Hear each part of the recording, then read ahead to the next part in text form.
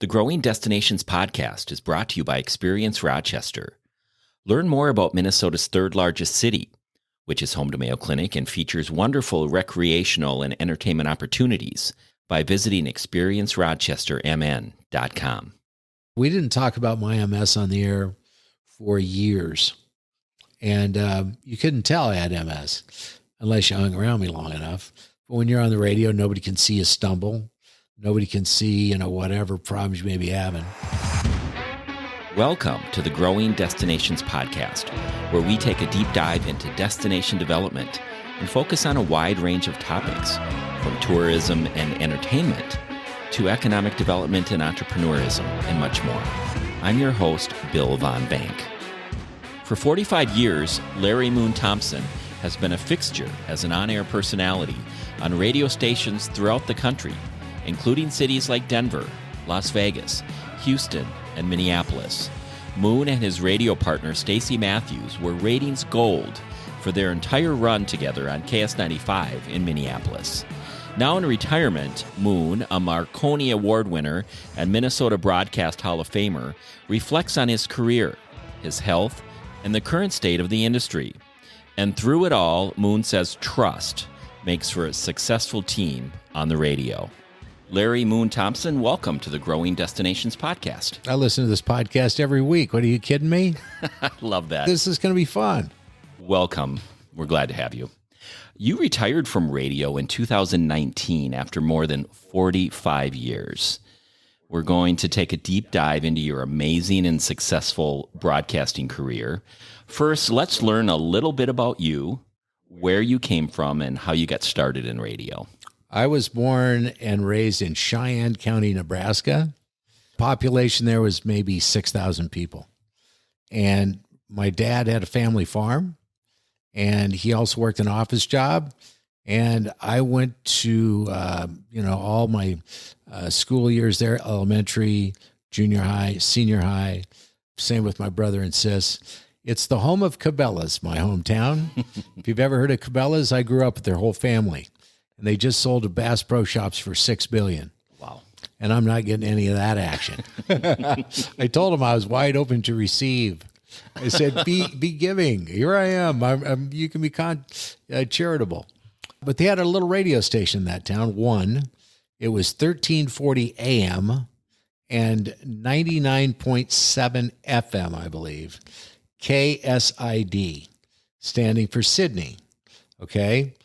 I had a friend that worked there when he was in high school, and I thought, how cool is that? He wanted to be an engineer, loved electricity and, wattage and amperage and bulbs and transistors and how radio frequency towers could broadcast so that people could receive them in their cars or whatever.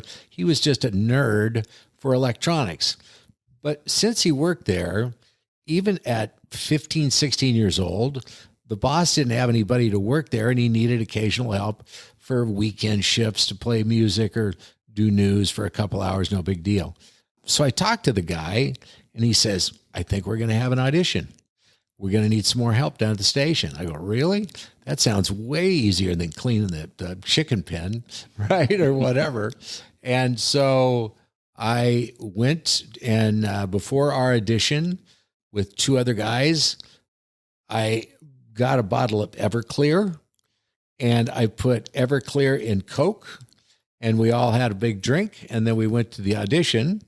They were slurred. I was not. I got the job. How did you not get slurred and they did? I was the one pouring.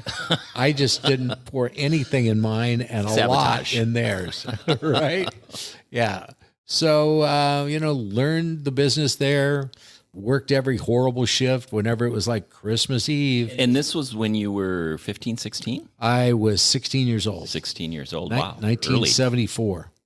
And I got to do the station ID at the top of the hour. That was a big deal. So imagine, here is your work day the whole time. Once an hour, for 8 hours, you get to do this. KSID, AM and FM, Sydney, Nebraska. That's it. I got to do that live, and that was it, right? I haven't stopped talking since. I was just going to say, it launched you into an amazing career. And you and I met each other in the early 2000s when I worked in marketing at Valley Fair Amusement Park in the Twin Cities. We did. And you started an afternoon show on KS95 in Minneapolis. Before we spend some time discussing your stellar career in Minnesota, tell us about the other markets you've worked in, because they've been some big markets. Yeah, that's been great. In radio, it's really hard to keep a job. A lot of people might be able to get a job, but then it's, which manager hears, the quality of your voice. What are you going to say? What's your personality type? They have certain demographics they need to reach, and the only way to get them is by plugging somebody in that speaks their language or somebody that can fake it. That's what I did. Okay. For 45 years. Yeah, for 45 years, I faked it. I started in that little town I told you about, Sydney. Then I got an agriculture job doing pork belly reports and things like that at an agriculture station in Grand Island, Nebraska. So I went from 6,000 audience to a town of about 50,000. Lasted there 5 years, went back to my first station for a couple of years, went back to Grand Island to a country station. I'd never played country music, didn't know any of the artists. I sounded like an idiot. I didn't last long. I also wouldn't wear a tie, and I smoked in the studio. And they didn't like that either. Left there, went to get another agriculture job at a station in Ogallala, Nebraska, population about 4,000. But the guy owned 3 or 4 other little small stations where we kind of shared information. So I did that for a little while. That was the worst job of my whole career. I hated it. Left there, went to Omaha. When I went to Omaha, I worked for a guy named Bill Cunningham, and Bill was a showman. We had a top 40 station, and, the only rules were don't lose the license, right? And we could do big promotions. For example, we did a bumper sticker promotion where at the biggest mall in this town of Omaha, it was called Crossroads Mall, 72nd Dodge, I believe. If you came through our checkpoints at the mall, we'd put a bumper sticker on your car. The 98,000th car to get a bumper sticker on their car won $98,000. Wow, back then. Huge money. In the fine print of the winner's agreement, you got $10,000 a year for 9.8 years. Okay, well, that's still a good deal. It was $98,000. Do you know how much of a traffic jam we caused for like a week? People were getting into fights. I mean, it was bananas, but it was a great promotion. Worked there for 2 years, ended up going to Denver, Colorado. Wanted to get a job in Colorado Springs, but didn't think I was qualified. Sent a tape to a guy in Denver, and, the whole Moon Doggy thing went right from Omaha to Denver, and they teased. That was your name on the air. Yep, Moon Doggy was my name. Back then. And I was Moon Doggy for 8 years, was number one pretty much throughout the entire 8 years. They moved me to afternoons, and then they fired 23 of us on the same day when ABC sold the radio station. So, we were all out of boxes. We had nothing to haul our stuff with. Everybody got fired on the same day. So left there, went to another station called Big Dog 92.5, did country there. Left there, went to 100.3 KMZQ in Las Vegas. That was a crazy town to live in, and what a great town to be. Yeah, there was so much stuff going on in that town. A lot of these towns I'm telling you about are very small. There's nothing to talk about. If a cow or a dog gets loose, you report that. But in Las Vegas, it is happening. How long were you in Las Vegas? 1 year. So Vegas was fun. Ratings went so fast, so high, so fast. One of the companies that I had beaten wanted me to leave town. And they had a bigger job in Houston, Texas. It was the 6th biggest city in the country, and it was their biggest radio station in the company. That was when it was nationwide broadcasting. That's when an insurance company ran a bunch of radio stations. Well, it was a great, well-known, huge radio station, and I got offered a job there so that I would get out of town. Leave the market. Yeah, so I would leave. And I was there 10 years. We had great success there. A couple of things we did there. raised $200,000 for fallen police officers after they were, killed in the line of duty. Got very heavily involved with the Komen Foundation, Race for the Cure, and stuff like that. Got a guy married on Oprah. We had a firefighter stand with a sign on a busy street that says, "Honk if I'm cute." And his number was listed, and we ended up getting that bit on Oprah. Interviewed Oprah, interviewed Elton. If you had one name, I interviewed you. Bono, Madonna, whatever. I mean, we did big stars. That lasted 10 years, and when it ran out, I finally had 3 job offers at the same time. One in Memphis, Tennessee, one in San Antonio, Texas. The other one was in Minneapolis, and I landed there hard. And for 17 years, we had a hell of a run. Well, and again, as I said, that's when I met you. So let's focus more time now on your 17 years in Minnesota, and you've really changed the landscape. You and your partner, Staci Matthews, changed the landscape of radio, especially Afternoon Drive. How did your partnership with Staci Matthews on KS95 come about, and the uniqueness at that time of bringing Morning Drive to the afternoon? It was kind of strange because I was in Los Angeles visiting my son. And when I got on a plane to fly back to Houston, I heard a very familiar voice a couple of rows ahead of me in the plane. And I looked, and it was a country guy that did a morning show against me. And I'd known him from different fundraising events, stuff like that. And he was holding a Marconi Award, which is the best show in the country award. And I go, "Dude, where'd you get the Marconi?" He goes, "Well, the National Association of Broadcasters convention was in LA, and I just won with my partner. And it's the coolest thing." I go, "Can I touch it?" Right? He goes, "You can hold it." And he said, "You know something? You're going to win one day." I go, "Whatever. Nobody gets these things." It's like winning. It's a big deal. Yeah, it's like winning an Academy Award. Okay. So get back to Houston, and I'll be darned if they don't tell me I'm being terminated in a few months. They got rid of my partner. They kept me. They wanted to keep me till the end of my contract. And so now I said, "Well, when can I start looking for work?" And they said, "Now." When I was in LA, before I got on that plane to hold the Marconi Award, I saw a guy I thought I knew. It was Leighton Peck. Leighton Peck ran KS95 for the Hubbard Broadcasting Group here in Minneapolis. He and I used to be drinking buddies, right? In Omaha, we worked together in a couple of cities. And so I Googled him. I knew he was up here. I sent him an email and I said, "Were you at the LAX Hertz counter last week?"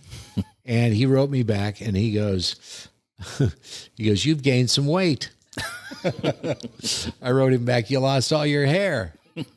And so that rekindled our relationship.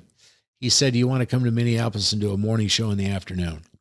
That's every afternoon guy's dream, because in the morning you get to talk and do your shtick. In the afternoon, it's shut up and play the music. Okay? They don't pay multi-talent shows in Afternoon Drive. They never have. Now companies are smart enough to get it. Now companies are starting to do it because of Hubbard Broadcasting's idea. Well, if they love that kind of a show in the morning, why wouldn't they want to? They've got to go both ways to get home and to work. So they introduced me with a phone call to Staci, and I had many conversations with her, and I did not get it. I didn't hear it. I didn't feel it. It wasn't going to happen. I didn't like it. She was nervous. She thought the same thing about me. And that's where the magic was, because if you're too similar, a show will never work. If you pretty much disagree on everything, it's got a way better chance, right? Because there's some texture about it. If everybody said, "Well, look at that wall. That wall is bright blue." And, "Well, I love bright blue." "Well, I do too." Next, right? But if you say, not very engaging. No, there's nothing there. Staci and I were very different. She was highly educated. I barely got through high school. She knew a lot about pop culture. I knew nothing. A lot of guys in my business were threatened by women on the air. And if you are a male-female team, there was the male and his sidekick.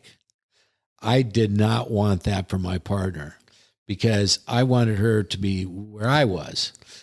That is what is going to make her feel appreciated. I wanted Staci to be the star. We were trying to appeal to women, right? If we got men, that was great, but we needed to dominate in women.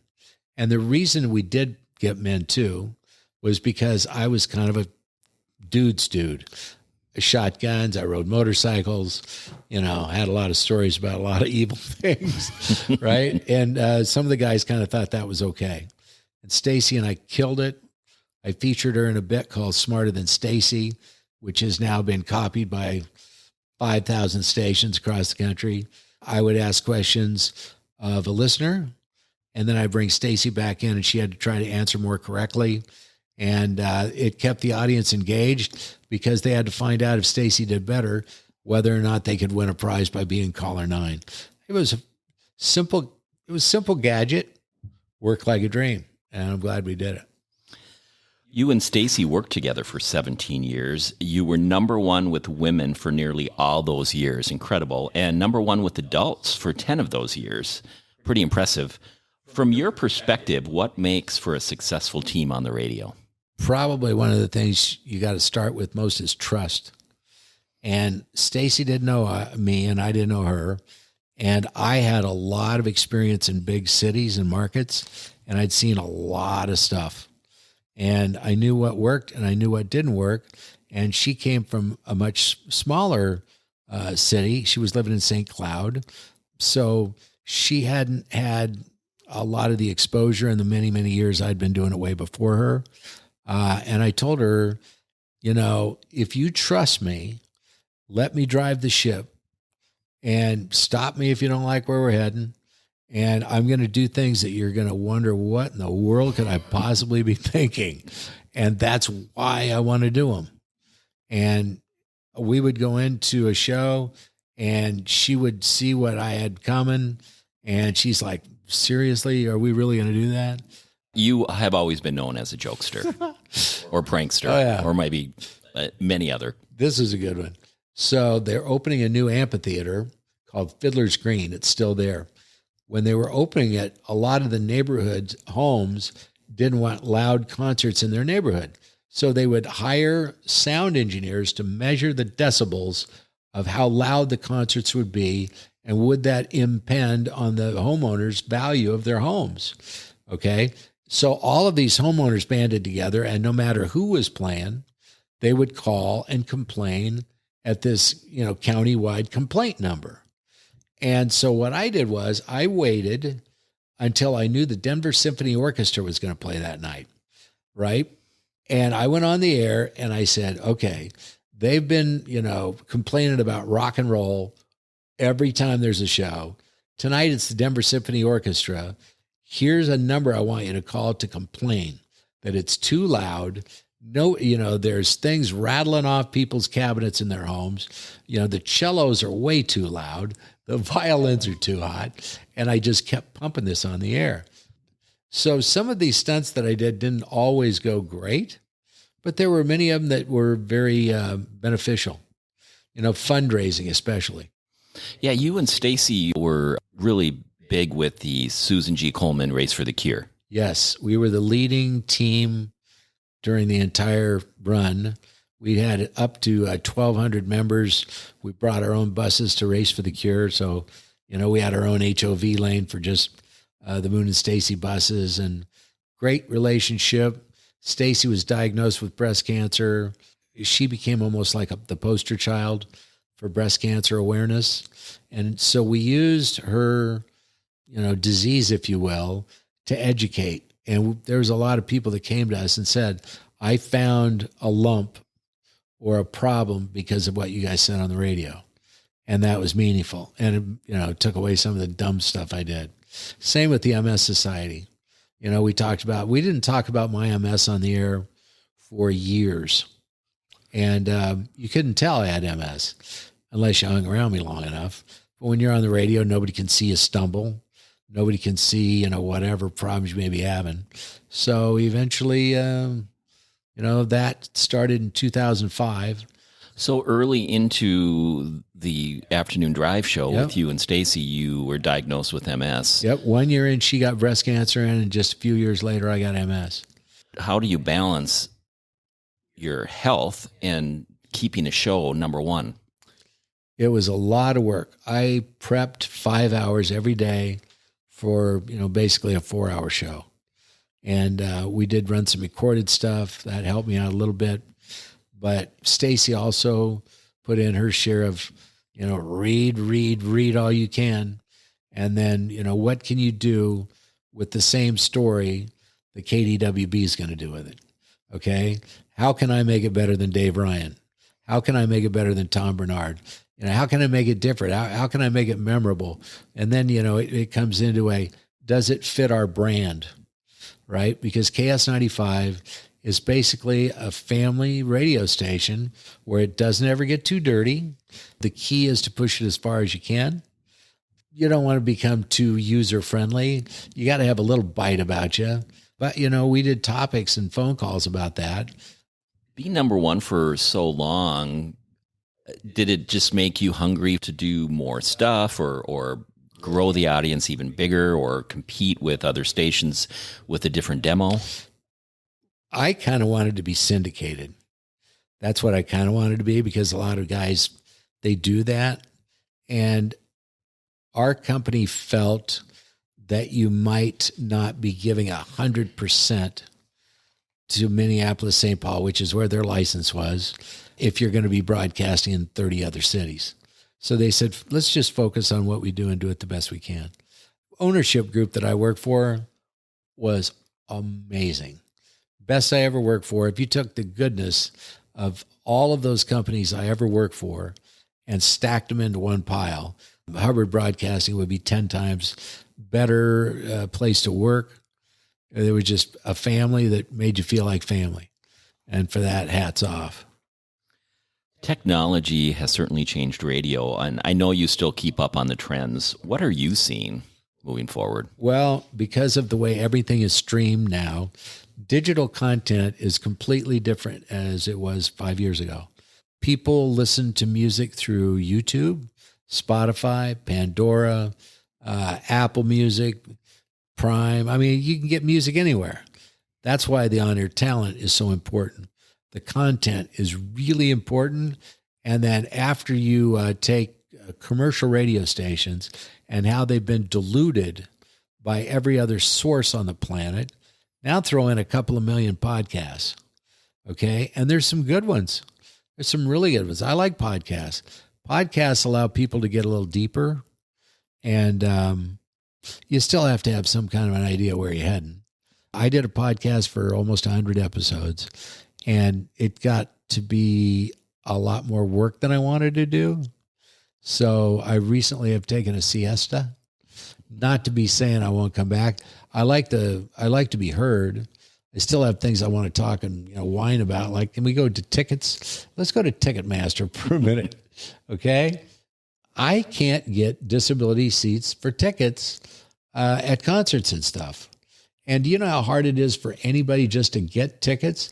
The ticket brokers have all the bots buying everything, and it's hard to get tickets.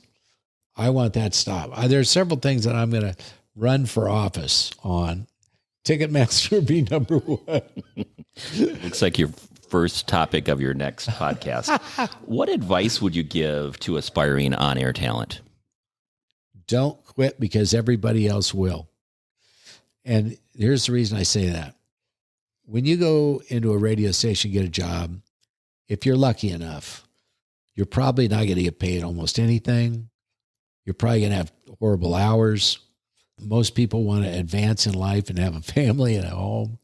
And for you, you got to start starving and just wait for people to cave, because they will go away. And if you don't get in trouble at work, you do what you're told, maybe somebody will hear something special in you, and that can then be a seed that's planted in a garden that will one day be an amazing thing to look at. What are some proud moments from your 45 years in radio?